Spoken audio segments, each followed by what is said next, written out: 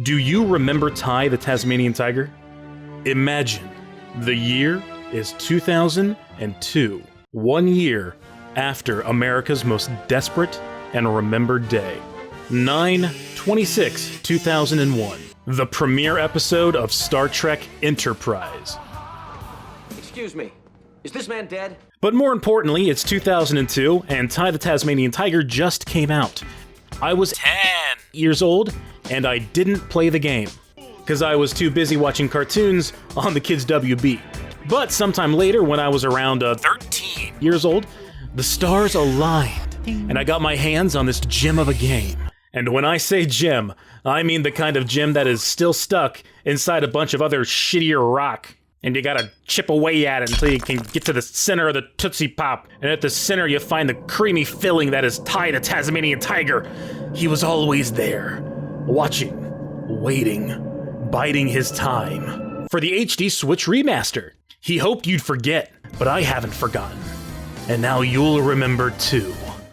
So the inciting action that gets the game going is a very typical plot. Thylacines went extinct because a mammal-hating cassowary used his giant robot to open a portal to the Shadow Realm and threw all the thylacines into it, but a boomerang hit a thingy and stopped the portal, and the only thylacine left was then captured by humans and died in a cage in 1933. And now he has to stop the cassowary before the cassowary can open the portal to the Shadow Realm again. Textbook hero's journey. Joseph Campbell would be proud. Dad?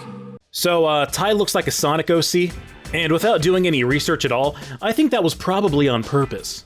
I can see Chrome Games back in 2002 thinking that Ty would be the next big blockbuster console-selling cartoon animal. He's got those eyes that touch in the middle, and he's even got double the side mouth that Sonic's got. Putting that aside, the game's overall art style actually holds up in my opinion. Making Ty mostly orange means he sticks out from the surroundings. And the surroundings, while noticeably low poly these days, are still vibrant and interesting. The music in the game sets the theme really well, and isn't at all culturally appropriative, because Chrome is a Queensland-based company. Steel guitar and jaw harps are in the Sydney Symphony Orchestra. That's a true fact, you don't need to Google it. Anyway, I like the music, and the sound effects are really satisfying. They're very gamey and give a good feedback for the actions in the game.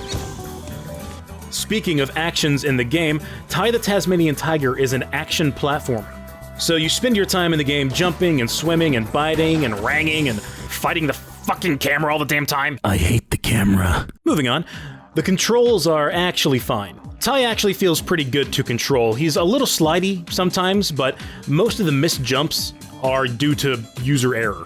Boomerangs and biting auto-target, so as long as you're pointing in the right way, it's unlikely you'll miss. The only thing that can really get in the way of you having a good time is the camera. To move forward in the game, you have to collect enough MacGuffins. And once you get enough MacGuffins, you get to fight a boss and collect one of the 5 Super MacGuffins. The core of the game is actually built around collection. Chrome wants you to spend a lot of time in each level exploring it. The Collectathon is broken up occasionally by minigame missions that introduce new mechanics. These missions reward you with a collectible though, so you can never truly escape it. Along the way, you can collect non-MacGuffins and trade them in for new boomerangs. And you'll need those boomerangs for when you fight Shadow the Hedgehog. I mean Sly the Tasmanian Tiger, TM. You'll have to master all of your boomerangs and the camera if you want to beat him.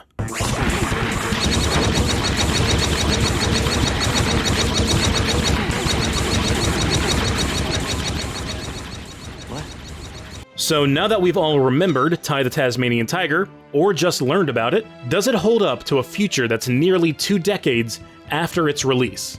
I don't know. It's okay, I guess. The collection requirements really do feel like an old school way of dragging out the pacing, but it's not bad. I can see why this game got an HD remaster, which I haven't played. Someone in the comments, please tell me if they fixed the camera.